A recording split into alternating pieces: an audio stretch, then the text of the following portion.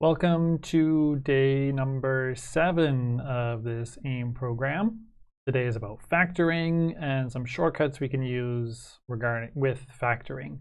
So this is off of or expanding from the previous class, previous video where we talked about expanding polynomials and different types of polynomials, binomials. Today is the other half of that where we factor and we try to put things back into sort of parts and inside some sort of brackets or whatever. Find the common elements. Not especially difficult, but just want to have a few basic examples, and then I'll show you some arithmetic shortcuts that we can use once we are familiar with both of those concepts.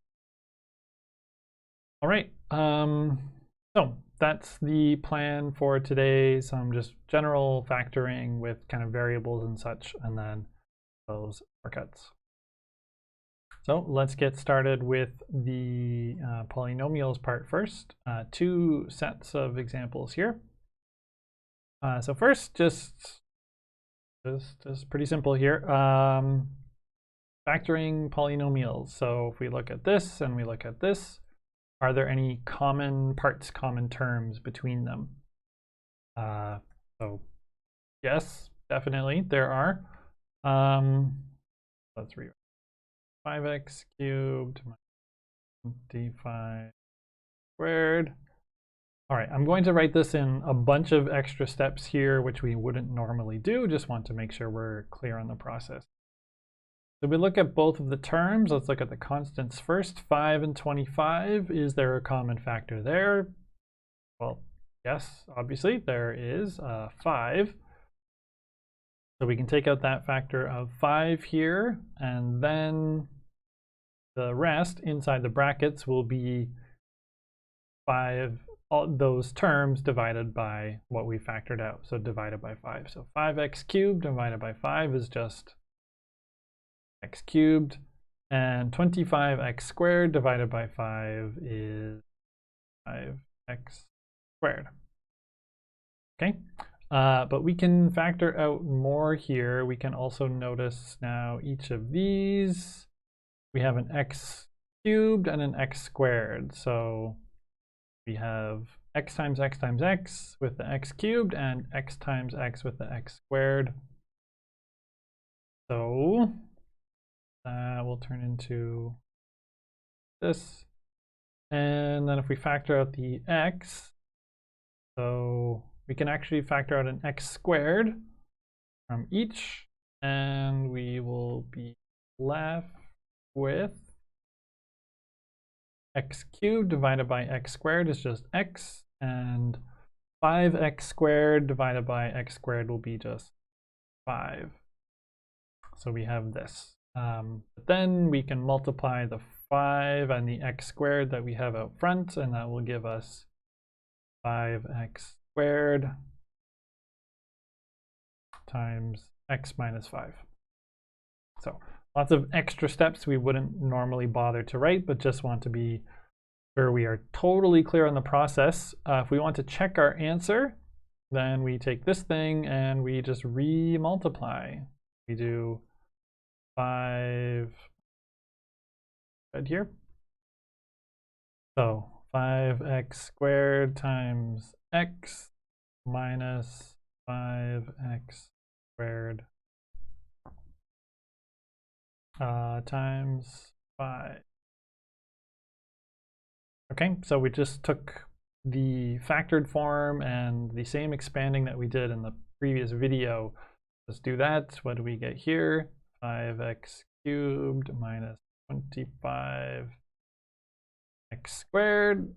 Okay, that's the same thing that we started with, so our factoring is correct because when we remultiply, we get the same results.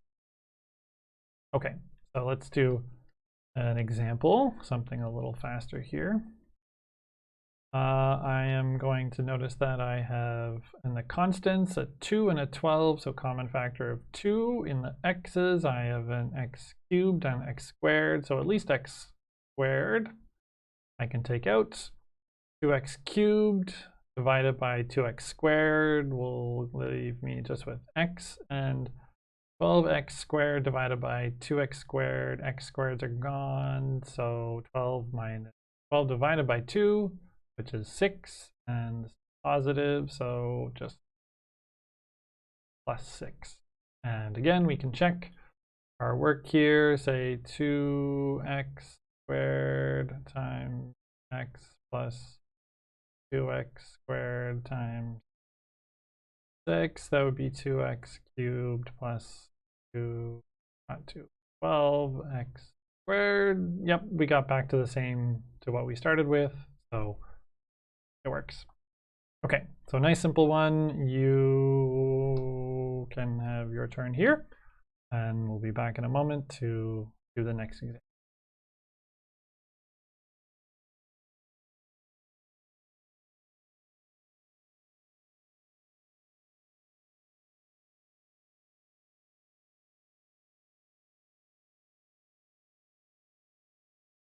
All right, our answer here is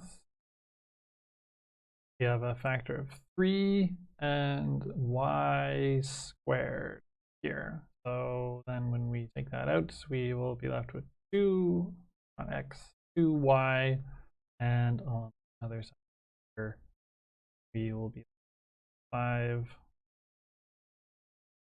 just 5, really. So there is our result. Again, good work, good idea to remultiply, check your work, make sure that it's correct. But there's our solution. Okay, so next example, a little bigger, but still same basic idea. Even if we have 3 of them here, we are still going to just look for the common element in each. So one note here is we notice that our first term is is negative. We have this negative sign out front.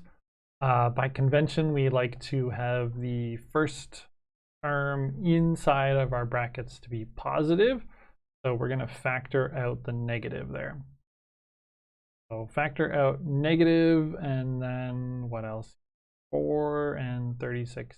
8, common factor of 4, so negative 4. And a cubed, a squared a, common factor of a, so we take that out. Okay, now negative 4a cubed divided by negative 4a, result is positive a squared. Next one, if we have 36a squared divided by negative 4a, first thing is that our result will be negative, and 36 divided by 4 is 9, and a squared divided by a is a here. Excuse me. Need to be careful with our signs, don't want to make mistakes there. And then negative 8a divided by negative 4a is just positive 2. And there is our solution. All right, next example, one for me here. Negative 4 again, and b, not b squared, just b. Okay, so take that out here, we'll give a positive b squared, and negative 4b, and here will be positive 2. Double check our work. 4 cubed, yep. Positive 16, negative 8. Yeah, okay, looks good. So there we go, we have our result. Next, practice one for you. Again, not too hard, but just make sure we're warmed up. Go ahead.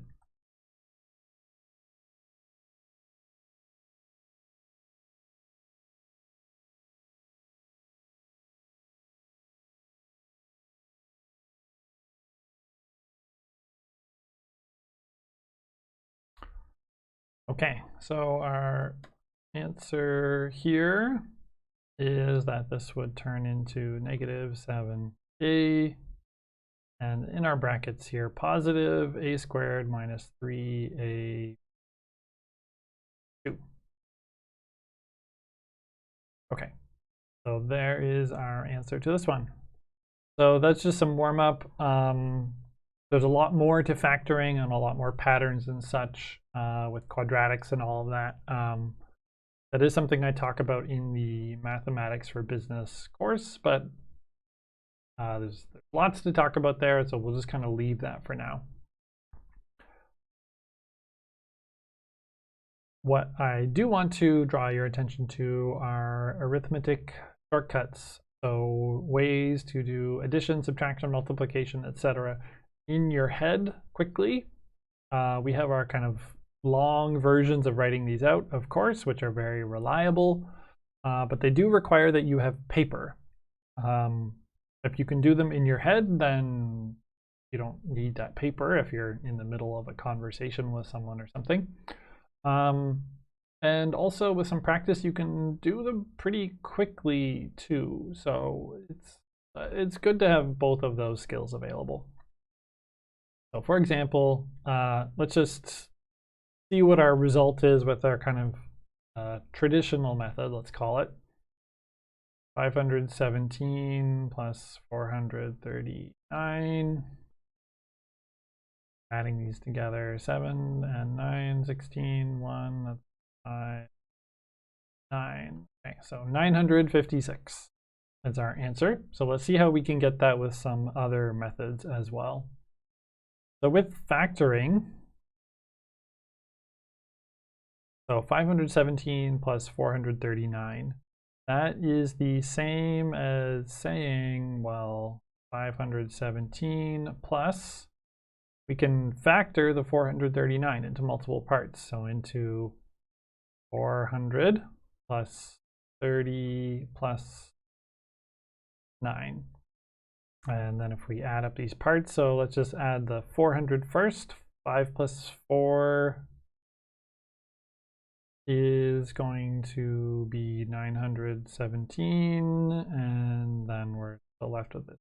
30 plus 9, and the next one 947 plus 9, 956. It's a little weird to kind of write it out like this, even for me. We don't normally do this, but in your head, this is the process that you can be doing. It is basically the same idea as this, as sort of this traditional vertical method here. But again, possible to do in your head somewhat quickly. So hopefully we sort of realize that what's happening here, boxes, what's happening at this step here, that's basically, we are just splitting it up like this and doing it part by part. Hopefully we do recognize it's kind of the same thing. All right, let's do another example. Here, some similar numbers, but not the exact same. So it works with subtraction as well. And 567 minus 400 plus 30 plus 2. Note the brackets and the negative sign here. So these are positive for now, but we'll change to negative when we bring them out of the brackets here. All right, so 567 minus 400, that's what is 167 minus 30 plus 2. And then if we can do these together, do them together. Okay, that looks like it's going to be just 35. Or if we want to do them separately, okay, 147 minus 2. Sorry, that's not 137. 137 minus 2, and then subtract the 2, 130. So once again, you're probably not going to ever write it like this, but this is the process you can be going through in your head. I'm writing it out here so you can see it, because if I just talk about it, that's not very useful or observable. Okay, so here is a practice question. Try to think of it, split one of these into multiple parts, into factors, and then do it yourself that way. Try to do it in your head. Maybe you write down some minor notes or something, but try to not use the vertical method or a calculator, and try to kind of do this with the factoring method that we were just at. Go ahead.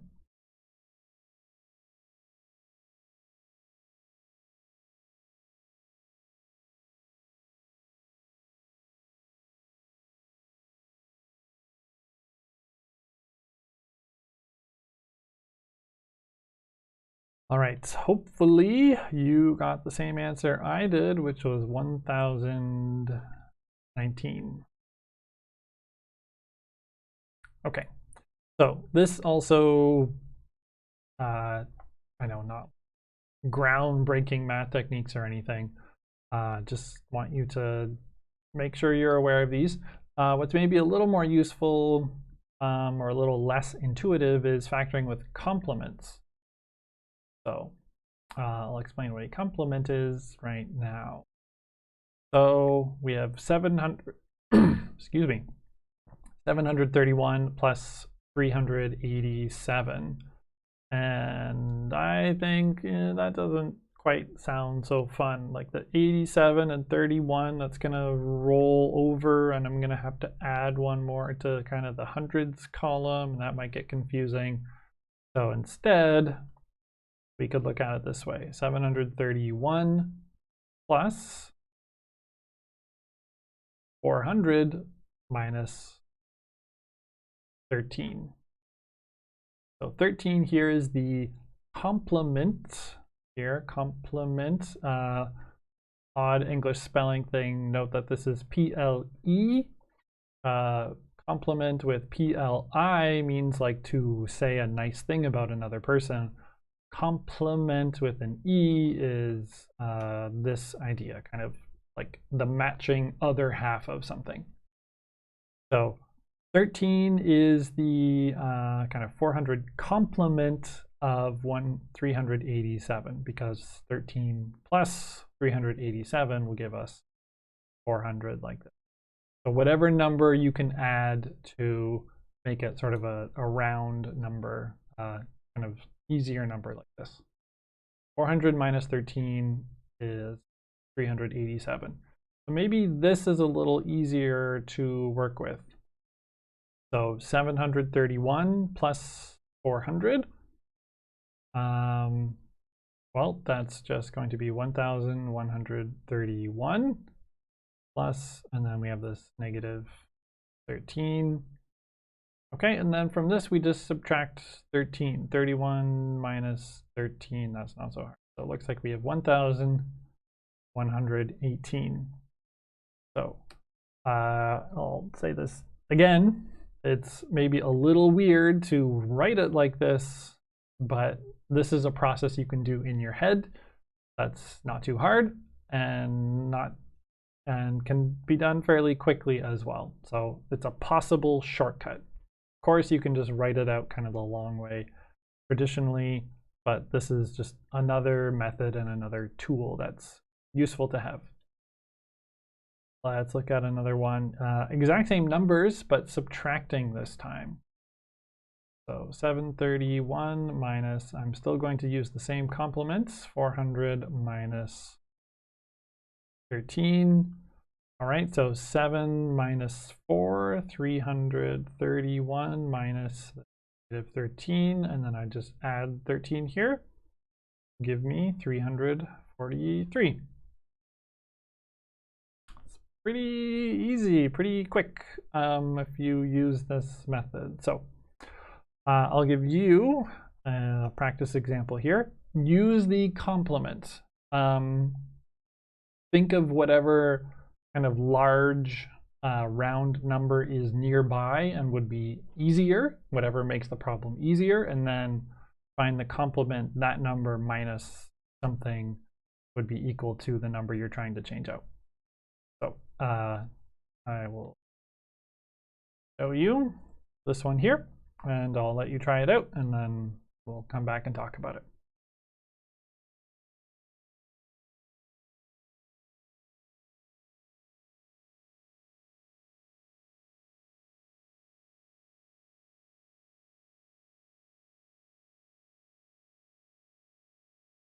All right, so yeah, lots of ways you could do this. I think kind of the most obvious one here would be 725 minus 600 minus 12.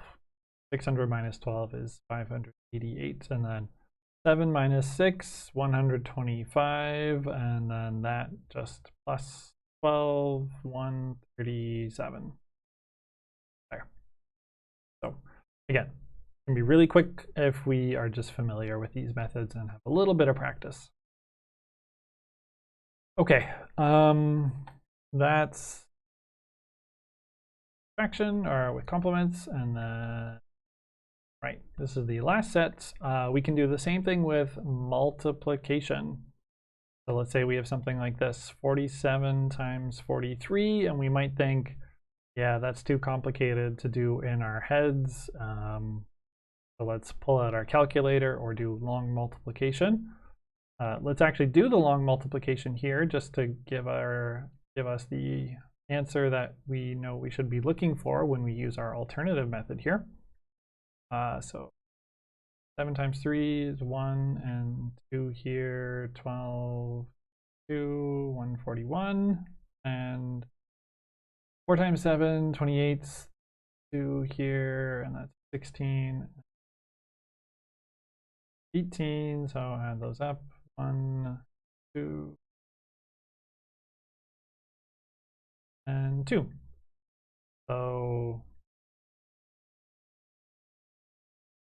dollars 2021 is the number that we should be getting when we do look at this a different way.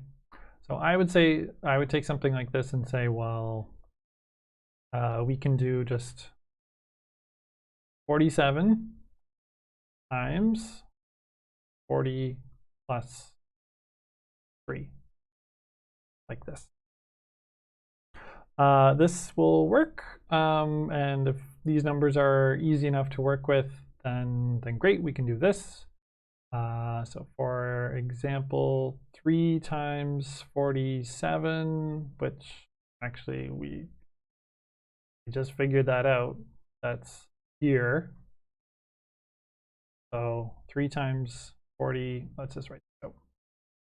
47 times 40 plus 47, 3. 47 times 3 is 141, and 47 times 40 is 1,880, and we add those up and we get 2,000. This is exactly what we do when we do long multiplication like this.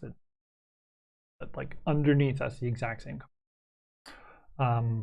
Just looks a little different, and we don't have to write maybe as many lines like this. So good to understand that's what's happening, but we can factor further though. We could factor both of these. We could say 40 plus 7 times 40 plus 3.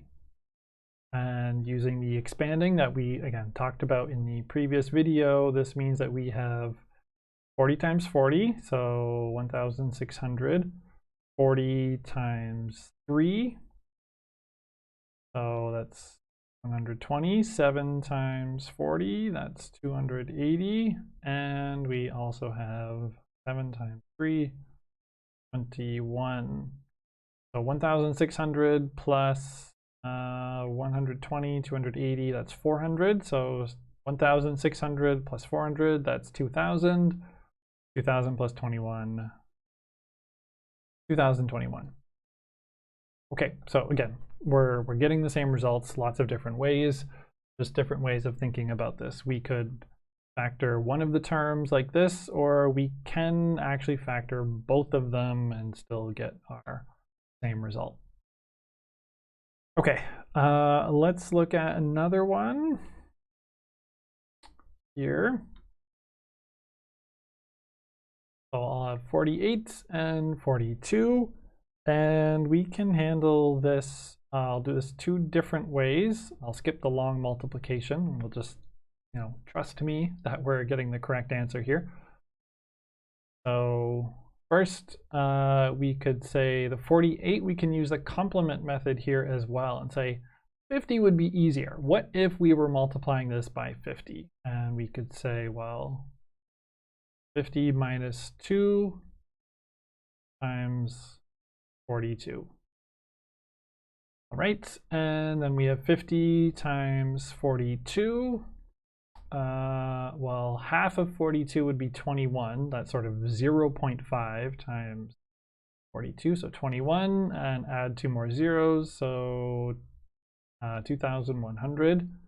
And then here, minus 2 times 42, so minus 84. And then our result here will be 2016. Okay, so we could factor one of them. We can also factor both of the terms. Let's go use our space well. So we could also do our complement method for one of them, and then our other kind of factoring for the other one, like this. So 50 minus 2 times 40 plus 2. Again, this is a thing where these numbers are a lot kind of easier to work with in your head. You could also possibly do kind of the whole process in your head like this. So that's 2050 plus 2, 100, and then minus 2 times 40 is going to be 80. So that's result there is plus 20, and negative 2 and 2 result there is minus 4. So 2000 plus 20 minus 4, that's 2016. Okay, so again, same results. We can factor one of the terms, we can factor both of the terms, we can factor by finding a nearby smaller number like 40 that's easy to work with, or by finding a nearby larger number and then that minus a little bit of something that's easy to work with.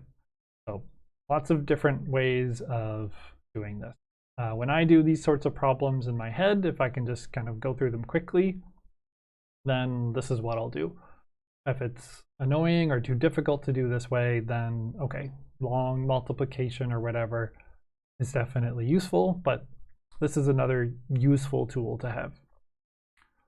All right, so last practice one for you is this. Take a shot, try to, again, do it in your head or use one of these shortcuts, factoring, complements, whatever. Not a calculator, not long multiplication.